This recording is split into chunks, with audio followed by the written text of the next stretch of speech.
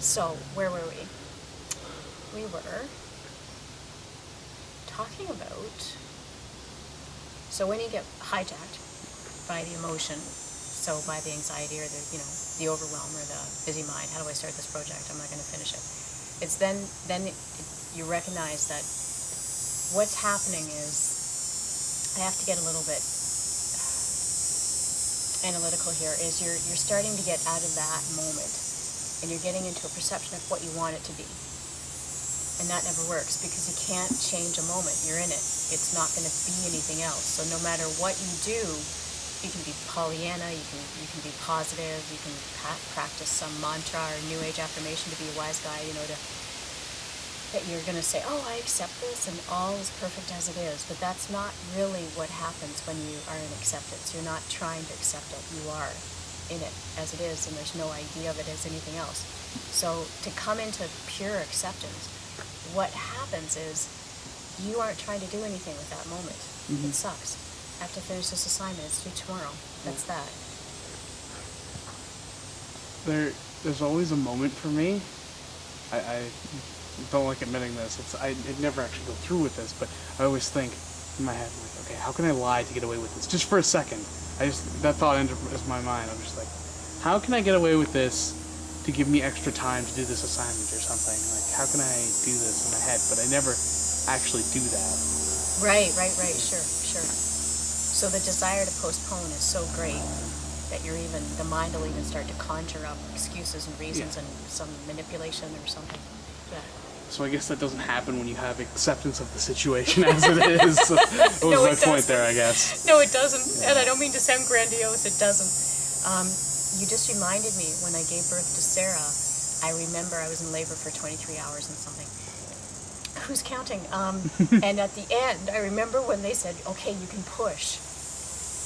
And Robert, I swear to God, in that moment, it was like, I realized what was going to happen. I was like, okay, let's stop. Everybody go home. We're not going to do this. There was the nurse, the midwife, and the doctor, and I was like I suddenly, terror took over, and I didn't quite understand what giving birth was until that very moment. And it was like, no, I wanted to stop. I wanted, and I remember thinking, I can't do this. I can't. You're going to have to cut me open. I'm not going to be able to do this. I remember thinking, I'm not going to be able to do this. And I'm not sure if that's kind of similar to what you're saying, where you're bargaining and you want to bargain your way out. Okay.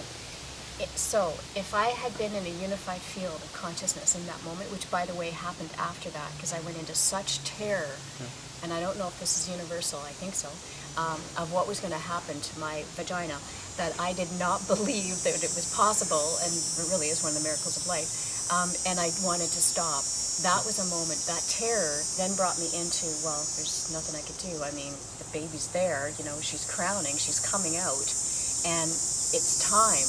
And because life said, well, you might want to stop, but guess what? Life doesn't stop and stop birth. It doesn't, it happens. So it's like life prompted me into the next occurrence, which was that Sarah's going to be born, and that's that, whether I like it or not. We can't stop. We can't say, game over, cut, everybody go. It's going to occur. And then I went into unity consciousness. Now, I kind of have a belief that I went into unity consciousness pure joy because it was such a biggie. It was such a huge occurrence physiologically and adventure-wise. No, not an adventure, but it was the biggest thing that I feel that I ever experienced. Certainly that my body ever experienced. And so with that, I become a whole other being. And I come into I've now had an experience that I could never, ever have even conjured up myself. It's beyond my imagination. And then that brought me into this incredible field of pure joy, of incredibleness, and then it lasted for about, I think 6 hours. And I was in a lot of pain. So it wasn't because I was pain-free now. No, there were stitches to be done. There was stuff happening. It was not delightful yet physically. So I share that because I then believed that to come into unity consciousness, I had to do a big thing Oh, I'd reach a big goal. Okay, I so need to that's get what. pregnant. Yeah, so so that would mean half the population can get into unity consciousness, or Yeah. actually More than half. more than half. That's Yeah. right. So if that were the case, then yeah, we'd all have to be women. Yeah. But since that isn't the case, how do you think unity consciousness or being in joy consistently could occur? Like, You did say just something big, right? Like a big life-changing kind of thing where you overcame, well, because life goes on, you had to do it, right? So I don't know, anything that sort of where you're forced to do something through just the situation being as it is, like and I guess that's how you accept it, is that you're forced to, you have no other choice. So acceptance comes from that. Maybe I'm just babbling. no, it's exploring. It's good. I like how you're using the word force, because there's two things. There's either force, we're pushed into something, or we're doing it ourselves, which is intrinsic. Right. So if it's intrinsic, we move out towards it. Even birth, like we actually say yes. So there's this, could I say congruency? Yeah, so it's consistent. Yeah. So we move towards something. Yeah. We do it. Yeah. It doesn't mean that we necessarily want to. It's bigger than that. It's like it's not that you want to or don't want to. You do it. Like there's just not any thought about it whatsoever. So some women give birth statically, believe it or not. I want to be them, but some women give birth naturally and effortlessly. I gave birth naturally and painfully. It was my nature. And so I wasn't in some blissful, expanded awareness that it was easily what went down. I struggled all the way, all through the 23 and so many minutes of labor, and it wasn't until it was done that I went into this beautiful, joyful state.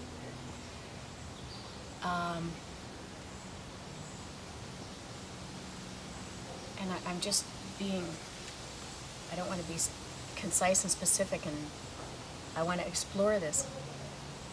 The other time that I went into unity consciousness was also because of a big event. It felt like it was, for me, I was 21 and it was a big event. I'd been training for 3 years for this bodybuilding competition. So when I went on stage, I went into unity consciousness, except that time it lasted for about 3 months and I never came out of it for those 3 months, like not ever. It didn't matter if I got like run over by something. It was like there was no thoughts about anything. Always, never thoughts. So how do you think we could be in that state consistently? Like, what comes to mind if you think, okay, I'm in university, I've got to do this assignment, it sucks, and you do it. Yeah. Just need to think for a minute about that, because, I mean, yeah, things we're talking about are huge things, like huge events in your life, and that's what caused you, but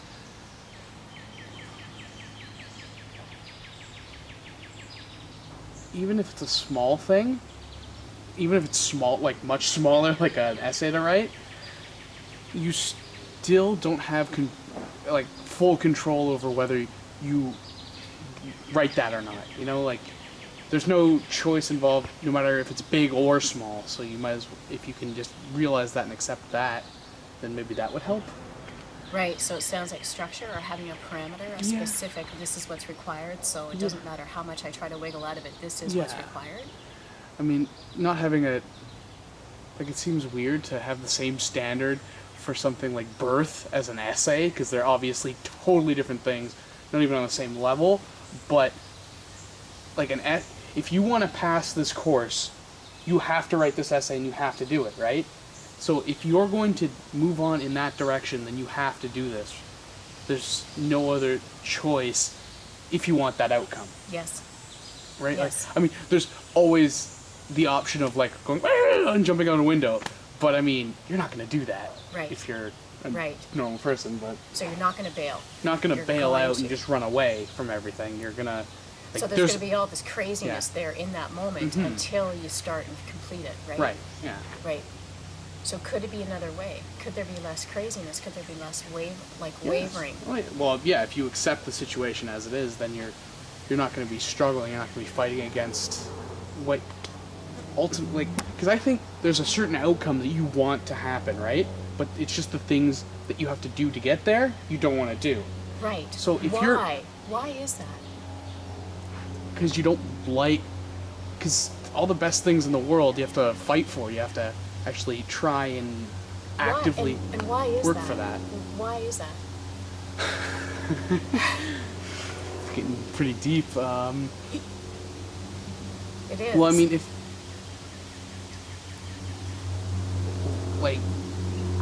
why would all the best...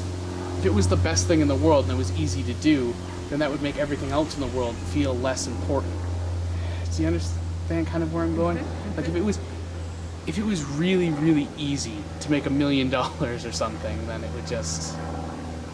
Everyone would do it and it wouldn't be special. Being a millionaire wouldn't be special. It wouldn't be... Because it's hard to do, that makes it rewarding. Right, and why is it that hard things make it rewarding? I'm not trying to be a two-year-old and ask a zillion questions. Jesus. Because, could I answer that one? Yeah. If you have to work at it, you're going to learn something on your way there. So you're going to be tempered. You're going to be honed. You're going to be shaped by the experience. So the only thing you need to do is what? Agree. Yeah. Be in congruency with it, even though you don't feel it. You have no idea how you're going to do it. You have no idea how you're going to start. So you start, and you write the first sentence of your essay. You go, okay, well, that's the beginning. Now what? And then you think, oh, okay, well, that has to be defined, so you define that. But I don't know about that definition. Okay, I got to call so-and-so, or I got to Google it. All of a sudden, you're in the process. Right. And then you keep going. And then something else comes up, and you think, well, I don't know how many years he spent on that. How come he wants me to... Okay, I've got to find that in my notes. Okay, so then you've got to go to that. So all those little things, those little quirks that feel like speed bumps, those are just testing our ability to stay with something, to stay focused. The only reason we don't want to stay focused and we want to be distracted, and this is where it gets a little, as you say, deep, and I have to explore it for a second to put it into words, is because when you complete that, you will have... No, I haven't got it yet. I have something in my head, if that's Go. okay. I think a lot of things, because you're working towards it, it's a long-term goal, right? It's something that you're not going to benefit from right away, but maybe, like in an essay, you benefit by passing the class and then later on doing well in school. But you could ignore the essay and do something fun, which is immediate benefit, right? Exactly. So I think our mind is naturally drawn to what will benefit us now. Thank you. That's it. Thank you. That's it. So the mind always wants this right away. Instant. We know it's called instant gratification. So why is it more rewarding to not be hooked by that? Like, why is it more rewarding to stay in a process and engage and directly experience, do what is required? First thing I think of is, you mentioned earlier that you learn something along the way. You're growing as a person. You're becoming better, as opposed to just giving in and actually becoming weaker, I think. Right, and is it okay if it feels ugly and like not fun and awkward and shitty and you don't want to be there? Oh and, yeah, because like, I mean, could we, if we had an agreement that we could say, you know what, this really sucks and I'm going to do it. yes. Yeah, and like if we were in a relationship with somebody and they were like, I don't know, they were, I don't want to say mean because that's where we'd have a boundary, but let's say they were just hard to be around. Like they seem dull or, you know, I don't know, they seem like their mind's somewhere else and you're just like, this is not a very fun date or, you know, we're not really having a good time. You probably would just kind of think about how they are, but not think about them as, you know, I want to end this or something. You'd have people call it tolerance. I don't like that word, but you'd have a presence, a willingness to be with that person in that flavor they're in because you love them and they're having a day, and you probably even have a sense of why. So you feel compassion or interest or care. And you might feel also kind of frustrated with it, but you probably accept it. Yeah. It's like that with ourselves. If we can accept the fact that we're going to have moods and swings and distractions and not feel capable, it's okay, because then we'll be able to accept ourselves in all those different states. And then there's simply, we're being who we are that day, and it doesn't seem good or bad or appropriate or inappropriate or why can't I get over it. And the self-hater stops, and we're just like, yeah, it's not here today. Okay, gonna do it anyways. And there's just this, again, it's a congruency of being with the experience as it is and not needing it to be a particular way. Because we wouldn't expect our friend to be perfect on a date at all times. That would be ridiculous, because life isn't like that. People have fluctuations. I think what we don't realize, I'm sure, is that when we get to a state of liberation, we don't suddenly lose our moods and just, we're just like in this, this, everything's perfect. No, you still get hormones, you still bleed, you still feel exhausted and distracted. There's no change. It's just that the exhaustion, the distraction, the bleeding is. It just doesn't have a hook on you anymore. It occurs. That's how it is. It's like people often use the beautiful analogy that if you're a field and you're being rained on, and now it's sunny, and now you're growing, and now you're being cut, and you're this field, you accept that. So like a field in a farm, you're accepting all the seasons. You're not sitting there holding on and saying, I'm not going to let them cut me down. It's like it is, and now you've surrendered your hay, your wheat to the farmer, and now you come back. So there's this consistent being with what is. They're just, the mind's energy doesn't get used in any way of thinking about how things are. It can't. It doesn't happen. It just is experiencing it. And it gets kind of funny because you realize it sucks. Yeah, it sucks. It really does. And we're doing it. And so there's just this isness, this congruency where you have the experience. Yeah. And the beautiful thing is, it is inexplicable because you can't really use words for this perfection. Because it's not perfect because it's right or wrong. It's perfect. It's how it is. It's impossible to feel anything else about it. It simply sucks. It simply is. And then we get on with it.